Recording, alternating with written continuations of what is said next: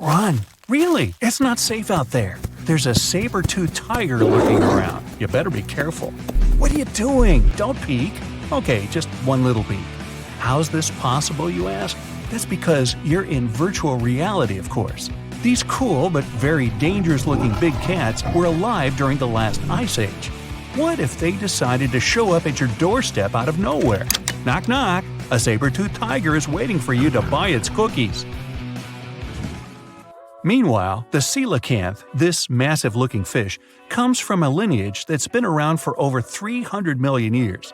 We thought they didn't exist anymore until 1938, that is, when a live coelacanth was found again. Since then, they've been roaming the waters of the east coast of Africa and the waters of Sulawesi, Indonesia. Man, I wouldn't want to go for a swim and meet one of these fellas face to face. Their jaw has an intercranial joint, which means their mouth opens up by a lot. This is so they can eat large prey, like me. Not good. They're huge, too. Imagine a fish that's as long as you're tall and weighing as much as an average human. The takahe, a flightless bird, was thought to be gone in the year 1898. They're very cute, small and multicolored, usually not taller than your knee. But picture this. You're out for a hike in the Murchison Mountains. Looking around, you spot the bird you thought was extinct. But there they are, as happy as ever, surviving and chilling. Whole colonies of takahes was indeed found just 50 years after they were pronounced extinct. Good job, tiny little birds. A singing dog. Ever heard of those? Riley does sing sometimes when he's bored or hungry, but these are real performers. New Guinea singing dogs.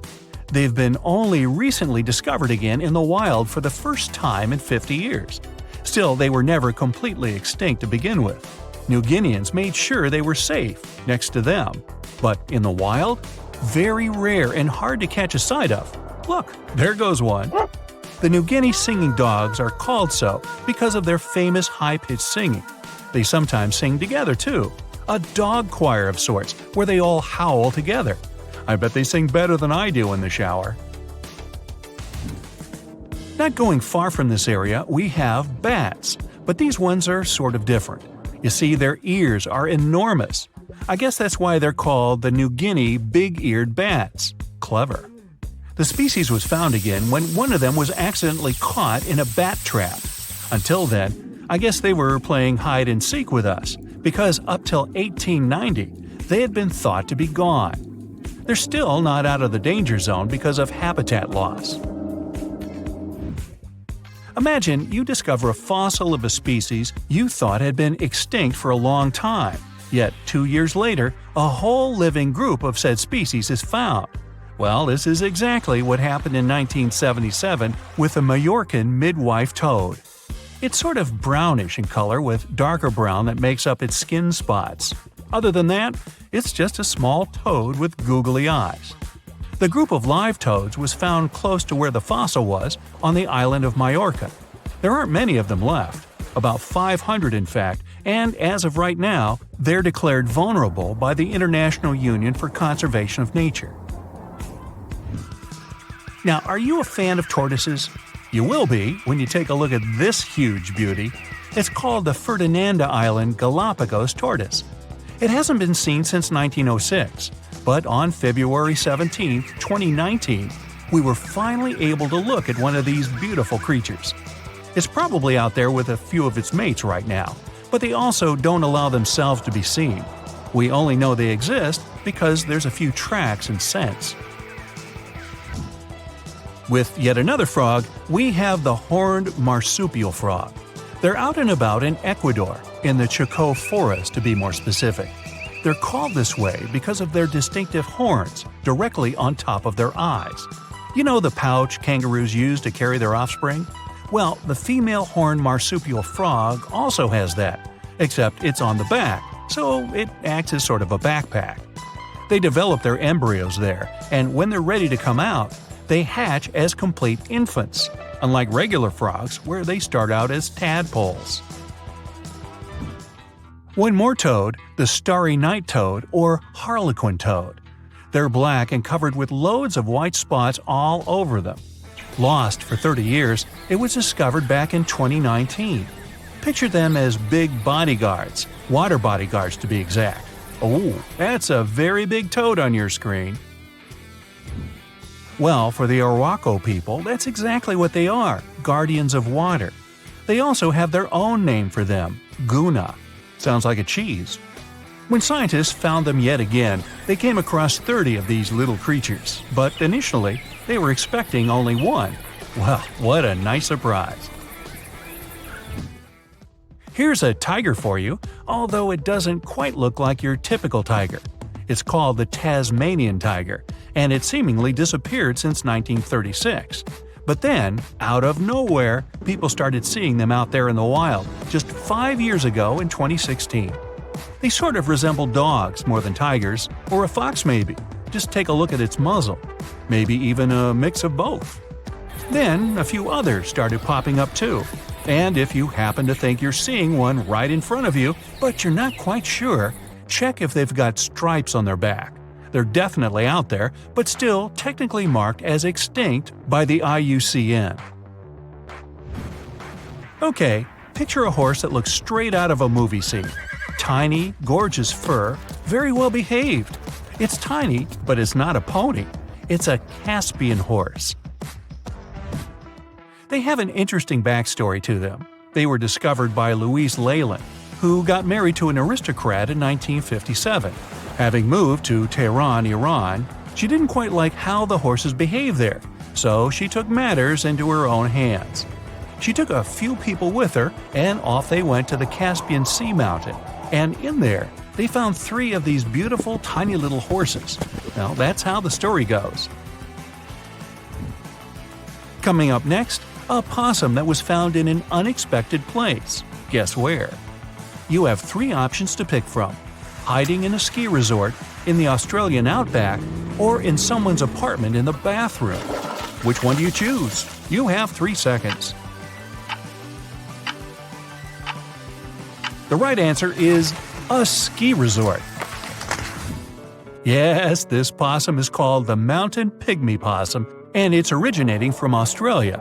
So far, there are 3 different living populations of this tiny possum, but it was believed to be extinct until just 1966. There are fewer than 100 of them, so the IUCN has marked them as critically endangered. Also from Australia is the night parrot, an absolute delight to birdwatchers. Very beautiful, yet mysterious. These little fellas live in very remote areas. You can probably count on the fingers of your hand how many times these birds have been seen since they were found again in 1979. That's how rare they are. Have you ever seen a pygmy tarsier? Neither have I. It was only in 2008 that 3 of them were caught. Scientists don't really want to lose track of their movements again, so what they did was gift them with tiny little collars. This way they can live their life as happy as ever and will know they're safe. The last one I want to tell you about is the tree lobster, but as the name might mistakenly tell you, they're not really lobsters. They're just big black bugs with huge legs. Their extinction story is a sad one. In 1920, a cargo ship got stuck on Lord Howe Island, and it had rats aboard. These rats fled the ship and ran straight to land. Even though tree lobsters are bigger than most insects, they're still relatively small compared to rats. The poor things never stood a chance. Still, in 2004, life shone again for these distinct critters. A pair of Australian scientists were out and about on the island and came across 24 of them. All of them were living beneath one single shrub. Hey, if there's enough space for everyone, it's not small, it's cozy. Bottom line, it's better to be distinct than extinct. Don't you agree? That's funny. Well, everything is when you're a giant hyena, Pachecrocuta. If you want to picture how animals from ancient times look like, just imagine them way bigger with larger and sharper teeth. And wait, like that isn't enough? Yup, you had to be one mighty beast to survive in such times when everything around you is like 5XL. This hyena was up to 3 feet tall with a weight of 400 pounds. That's the size of a modern lion and around 3 times bigger than today's hyena. The ancient one also had shorter legs, which is also the reason plenty of prehistoric creatures went extinct. Over time, they ran out of food, but couldn't run fast or long enough to catch prey. Also, they couldn't escape quickly enough if there was some bigger guy nearby. Ancient and modern hyenas have quite similar habits. Diet, meat, meat, and meat. They both prefer to steal food from other usually smaller predators rather than go hunting on their own. And of course, they're both always smiling at everyone around. Cheese! You always somehow picture sharks as those marine animals we should be afraid of, right? Not whales. They're mostly good-natured, eating their plankton, spraying out water through that hole in their backs and stuff. And of course, they could get a little clumsy from time to time, so they turn over a ship. Anyway, they're not that into hunting humans. Well, if we all lived in the time of this 50-foot, 50-ton whale, Leviathan, I like to call Toothy, let's just say going to the beach would never be the same. The beast weighed like 6 elephants and was longer than a truck. Oh yeah, about that Toothy thing? This whale had teeth longer than your palm and a quite refined hunting instinct, so it went after all marine animals, including other whales too. Its only rival was the megalodon itself, the only biggest and scariest shark that ever lived on our planet. Okay, of course, this list is full of giant and dangerous animals with extra sharp teeth who you're certainly glad they went extinct. But there's also some close relative to a human ancestor here too. Hello, distant cousin? Paranthropus. So our cousin P had a big brain, well at least for those times, and good reflexes, which is why they could defend themselves against some bigger and less brainy creatures that were after them. They mostly ate plants, roots, nuts, soft fruits, young leaves, probably insects, and seeds. They were around 5 feet tall and 150 pounds in weight. Not that big compared to other prehistoric mammals, but still big enough to survive those tough times. Way to go, P! The next one is, yes, I'm very happy these things went extinct, prehistoric mammal, Gorgonopsia. They were something between mammals and reptiles with, of course, very, very big 5-inch saber-like teeth, an 18-inch long skull, and the size of a modern bear. At their beginnings, these guys were really small, no bigger than a dog. After a while, evolution did its thing and turned them into the biggest carnivores of their time, which was over 250 million years ago.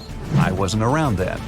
Scientists still don't know if they had clear skin, fur, or scales, but they do know these beasts had rather long legs compared to the rest of their body, which means they could run much faster than many other animals from those times. Andrewsarchus, or Andy, my nickname for it, is everything you would attribute to today's predators, such as tigers, wolves, or hyenas. Only a bit more intimidating version, of course, with extremely sharp teeth. Who would have thought the biggest meat-eating mammal that ever lived is actually a part of the family where pigs, camels, and antelopes came from? It had the size of a modern bison, with a weight of at least half a ton. Andy wasn't that picky with the menu, so it went after most other animals that lived back then, which was around 40 million years ago. It seems ancient times were those where tigers or some other predators were afraid of pigs, unlike today. Yup, step back, Terminator pig, Entelodon, is on its way. Okay, research actually showed they were more like hippos, whales, and its cousin Andy. But this cool nickname has already been given, so we can't go back. Early Terminator pigs were no bigger than today's swines, but they grew to become cow size over time. They also had short snouts, but a couple of million years later, evolution decided that's not scary enough and made their lower and upper jaws much longer. Oh, and they got an even sharper set of canines, a special How to Creep Your Rivals edition. Whew! Finally an ancient mammal we don't have to be afraid of. Well, at least if we're not in its way, because if this giant accidentally stepped on you, squish. But at least its menu consisted of plants, so we would be safe at some point. Let me introduce you to the gentle giant Thunderbeast, Brontotherium. It had quite a sturdy nasal horn, weighed 3 tons, and was 16 feet in length, which is bigger than a modern rhino. The size, unfortunately, didn't help it much. Andy was always just breathing down its neck, preying at it and its companions. Such a list definitely can't go without the menacing saber-tooth cat. Around 4 feet long, 100 pounds, agile, completely capable of hunting in coordinated packs. But you know cats, they like to brag about the catch they got on their own. That's our Megan, Megatherion. You can find her and her companions all over the world, in Europe, Asia, North America, and Africa. Now, we often think all big cats are into running after their prey, but Megan wasn't built for speed at all, nor did it sprint after her prey like some other cats. No, she preferred to wait for the prey to get closer. She would choose a good spot, climb up some tall tree, hide, and simply chill. After a while, some innocent herbivores would go there to drink some water, and bam! Surprise! Megan's down. Her hunting style is something we see in leopards today. Teeth were her main weapon, so gotta watch out for those big upper canines. Oh, finally a name I can more easily pronounce, so I don't have to come up with my own. The giant short-faced bear. This beast could run up to 40 miles per hour. After it cornered its prey, the bear would rear up to its full height, 13 feet, so the poor animal knew nothing good was about to come. Cave bears usually prefer vegetables, but as far as this short-faced one was concerned, nah, meat is way better. It liked to hunt as well as collect what other predators would leave behind. Also, as far as is known, apparently no one ever asked this short-faced bear, "Hey, why the long face?" Leo, the prehistoric lion, Thylacoleo. Gee, sounds like a pharmaceutical. Anyway, 5 feet long, 200 pounds, insanely strong jaws, sharp teeth, long retractable claws, muscular body. Hey, it's me. No, not really. It also had a surprisingly powerful tail. Leo actually comes from the land down under, where ancestral kangaroos lived, and they also had quite strong tails to balance themselves. Okay, speaking of kangaroos, here's one small surprise: Leo's roots. You would think kangaroos, koala bears, and giant wombats were there just to live a happy life until they became someone's breakfast. But their family somehow raised an animal that looked like a saber-toothed tiger but with bigger teeth. Yes, Leo, way to go, breaking the stereotypes. Leo was somewhere at the top of the food chain in his times, even though he had one quite strong rival, a giant monitor lizard, Megalania, or even some plus-size crocodile, Quincana. Okay, move guys, this is not a video about reptiles, wait your turn. Prehistoric age, dinosaurs ruled all over the region, making a mess, while other animals shiver in fear and hide from them. Hey, not so fast, dinos! There's Mr. R, Rapenomamus, a mysterious mammal that decided to stand up to the authorities. He showed up 130 million years ago and was a badger-like 3-foot-long animal. Doesn't sound much compared to the T-Rex and bigger dinos, but was way bigger than some of those feathery dinosaurs from the same time. Not only that, he would eat them. We don't know how exactly, but let's just say Mr. R had his own ways. I'm guessing it was for breakfast. The Meg, aka Megalodon, roamed the oceans long after dinosaurs were wiped out by the Great Meteorite. It was one of the largest and most dangerous hunters that have ever lived on Earth, as well as the biggest shark. But then, about 3.6 million years ago, the last of its kind disappeared from our planet, leaving only huge teeth for modern archaeologists to keep finding. There are a few theories about why it could have happened, but scientists might have found the true reason. The Megalodon, which means big tooth, was the largest shark ever to exist. It reportedly lived around 20 to 3.6 million years ago and was truly enormous. Its bite was more powerful than that of a T-Rex, and likely any other powerful predator that has ever roamed this planet. It's probably not surprising, since this marine creature had extremely strong jaws that could span from 9 to 10 feet wide. That's enough to swallow 2 grown-up people side by side. The jaws were also lined with 276 teeth, and they reached 7 inches in length. That's as long as a small hedgehog. Once these teeth got worn down, the shark got rid of them and grew new ones. Such large sedated teeth helped the Meg to eat meat easily. The shark itself could grow up to 59 feet long. That's twice the length of a London double-decker bus. The animal was also pretty heavy. While a fully grown T-Rex weighed about 8 tons, the weight of a large megalodon could be more than 30 tons. With no competitors, the enormous shark was the real king of the oceans. It hunted other sharks, large fish, and even whales. Then why did such a magnificent creature disappear from the face of the earth? The previous theories mentioned the great white shark. The megalodon is usually described as some gigantic version of this marine animal. And this is a common mistake made because most people think these creatures were related. But in reality, the meg looked more like a modern bull shark. Its snout was snout, its lower jaw was rather flat, and long and massive pectoral fins supported the animal's weight. But what's more important, the ancestors of today's great whites existed at the same time as the megalodon. Now, with great size comes great clumsiness. And although the meg was huge and powerful, it was also not as nimble as smaller and quicker great white sharks. Great whites could have rivaled a megalodon for food, and were often more successful hunters thanks to their agility. They couldn't fight the meg openly, but were fast enough to steal its food. So according to this theory, the only food left for the megalodon were whales and equally big marine animals. Grown-up megs could easily catch such beasts, but their offspring were much smaller and more vulnerable than their parents. Could smaller sharks have used this to their advantage? Maybe while megasharks were still little, they became a meal for great whites, as well as bull and tiger sharks. Even at those times, a great white shark could reach the length of 20 feet, while a megalodon kid was definitely smaller. But even if there had been no open confrontation between young megalodons and smaller grown-up sharks, meg kids wouldn't have been able to find food for themselves to grow to adulthood. The reason is the same. The population of other sharks was growing, and they were rivaling each other and the meg for convenient food. The more great whites and other sharks appeared in the oceans, the less food remained for young monster sharks.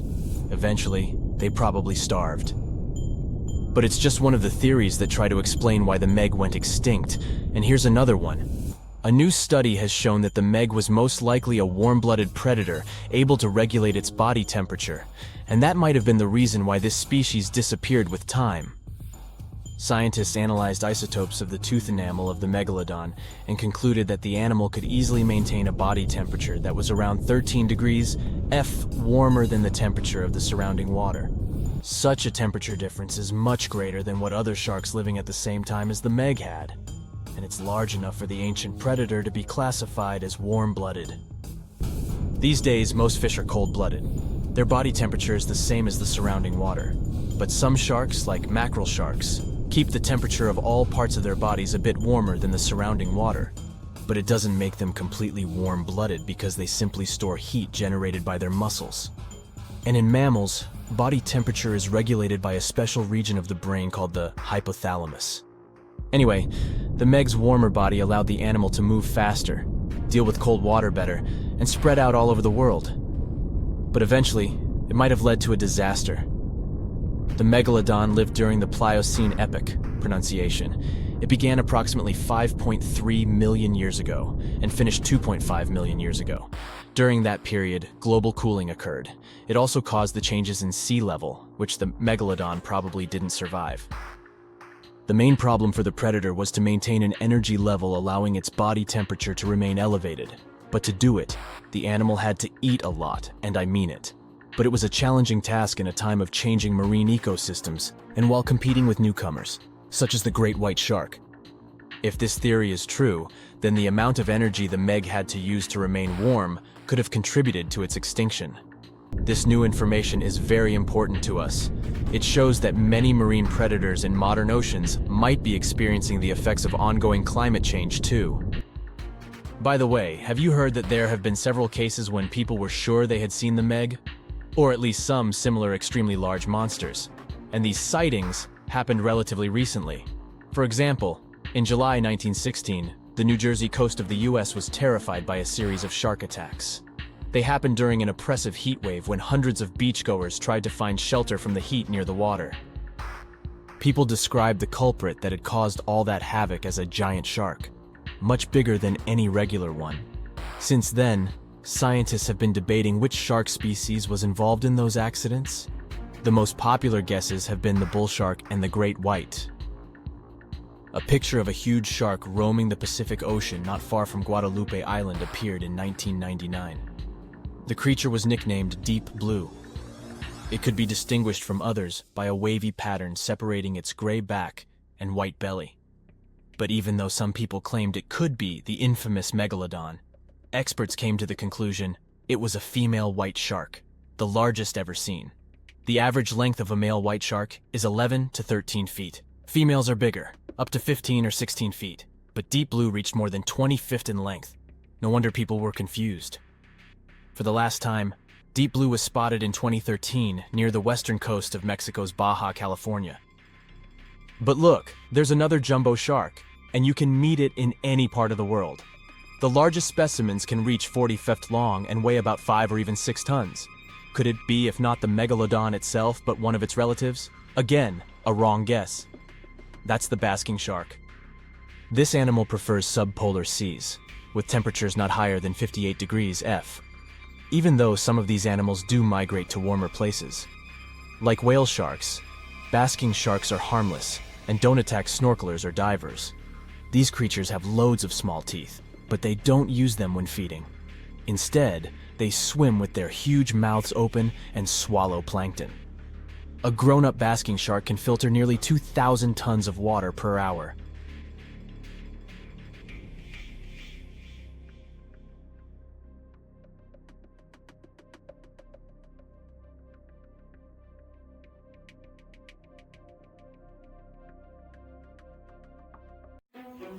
Currently, there are approximately 20 billion animals inhabiting our world.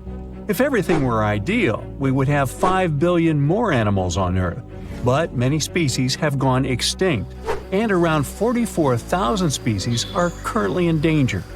The largest, most recent mass extinction event in history occurred during the dinosaur era, leading to the eradication of 75% of species on Earth. The Tulachi wallaby is a long-lost relative of today's kangaroo, but they had a hidden superpower, night vision. That's why they were mostly active at night. They were 3 feet tall and fed on grass, fruit leaves, and other plants. Wallabies lived in grassy areas near swamps and other water bodies, but not for long. By the 19th century, their numbers had gone down, bringing them to the edge of extinction. Only 14 wallabies had been left in the wild by 1920. A rescue mission was launched. They tried to capture the last 14 animals to protect them. But the situation got out of control and 10 wallabies lost their lives. The 4 remaining ones were transferred to a special facility, and in 1935, the last animal passed away. Only one picture of the Tulachi wallaby is left now. There were reports of the animal's sightings after that, but no proof was shown, and the creature was officially declared extinct in the 70s. Short-faced bears were a unique species that lived in North America, particularly Alaska. It was a massive bear, weighing around 1,500 pounds. When standing on its hind legs, it was around 12 feet tall, a whole foot taller than today's biggest beast in this family, the polar bear. This animal was different from today's bears because almost all of them are omnivores, except for polar bears. But this monster was solely carnivorous, which was the reason for their extinction. During the end of the Ice Age, many herbivores were gone, and those bears did not have enough food to survive. They were the Usain Bolt of the bear world, the fastest Bruins to have ever lived, reaching a top speed of 40 miles per hour, which is 5 miles faster than grizzlies. There are around 400 million pigeons in the world now. Some time ago, in America, a species of birds called passenger pigeons were abundant throughout the country, especially in the eastern forests. There were more than 1 billion of them, but they went from 1 billion to 0 in a few years. They had small heads and necks, but long tails and wings and strong breast muscles that allowed them to fly super long distances. The last passenger pigeon passed away in captivity in 1914. It was named Martha. With that, the ecosystem in the U.S. has never seen this bird again. Now, elks are enormous animals, but they look tiny when you compare them to long-gone Irish elks. That elk was around 7 feet tall at the shoulder with a humongous antler of 12 feet. Today, elk are only 4.5 feet tall at the shoulder and have around 4-foot-long antlers. Despite its name, this elk was found all over the world, from Asia to Europe. It got its name because, in Ireland near Dublin, researchers found a perfectly preserved specimen. Since then, it's been called the Irish elk. The last one passed away in Ireland. The main reason for their disappearance was their inability to adapt to changes. When the Ice Age ended, the elk could not survive and became extinct. Now, somewhere deep in the forests of Costa Rica lives the interesting-looking golden toad. It was discovered in 1966 in one particular spot where all toads would gather to mate. In 1967, a large population of this golden nugget was noted in that same spot. But the following year, only 10 to 11 toads were seen, and the year after that, in 1968, only one lonely male toad showed up at the spot. For years, there were searches for golden toads. In 2004, the toads were officially declared extinct. Humans were not responsible this time. The drought in the area in the 80s had a significant impact on the toads. Still, the last straw was the arrival of a new fungal species that caused the animal's skin to thicken, eventually leading to the toad passing away. This chytrid fungus is responsible for the extinction of more than 90 frog and amphibian species, becoming one of the biggest threats to their lives. Now, Canada is a very cold country, no surprise there, and nobody would expect tropical birds like parrots to live there. However, there was a parrot species that lived in America and some parts of Canada. I'm talking about the Carolina parakeet. Those were truly beautiful birds with orange-yellowish heads and green bodies. Their favorite rest spots were big trees alongside rivers. This parrot's favorite food was cocklebur seeds, which are poisonous to us, but the bird had no problem eating them. Also, they used the dangerous cockleburs as a defense mechanism. After they ingested loads of them, their meat became poisonous, and predators do not enjoy eating toxic birds. Carolina parakeets were abundant, there were millions of them. But since the Ice Age, their numbers had been gradually going down because of natural reasons, mainly temperature. By 1935, no such parakeets were left in the wild. Today's African lion had a much more prominent and notorious cousin, the Barbary lion. Those cats were mentioned in many famous old books. They were described as mean, terrifying beasts. It's believed that they were the largest lion species ever. Those big cats weighed around 600 pounds and were 9 feet from the head to tail. Unfortunately, this lion was declared extinct in the 90s due to many factors. Today, we only have one photo of this animal taken from a plane. Paradise parrots were native to Australia. They were genuinely amazing birds with captivating colors. What was unique about them was their nesting habits. They only nested in termite mounds. This parrot was always on the edge of extinction, and the reason for that is still unknown. Mice, rats, and other animals also hunted them, and it added fuel to the fire. The last bird was spotted in the year 1972. Since then, paradise parrots have only been seen in museums. The Gulf of Mexico was once home to Caribbean monk seals. This species of seals enjoyed spending time in the warm subtropical climate of the Caribbean. Most of the time, they were found near reefs and islands, foraging for food. Like most of us, they also loved sandy beaches and were usually seen in groups of 100 seals, resting before the next adventure. In the year 1886, monk seals were declared extinct. You can still see this animal in 2 museums. Both are located in the UK. As we all know, zebras have black and white stripes. But once, a zebra species had only half the body covered with brown and white stripes. The rest was just brown, and the belly was white. It was called the quagga. They lived in the southern part of Africa in grass fields and wet pastures, like today's zebras, and ate grass and other plants. The last quagga perished in 1888, but not all hope is lost. Today, extensive research is being done to bring this animal back into the wild. Australia is home to many outlandish animals, but the craziest ones are probably gastric-brooding frogs.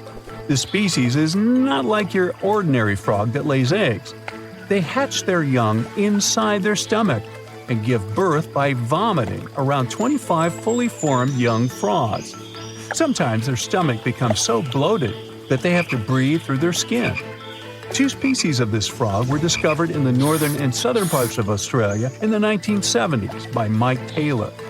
A decade after their discovery, both species are gone. The main reason for their extinction is the chytrid fungus. Luckily for them, they're also part of a de-extinction program that's putting serious efforts into bringing them back into the wild.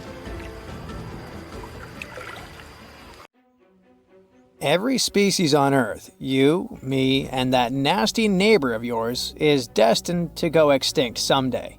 Just like what happened to the woolly mammoths and saber-toothed tigers. Stats aren't bright.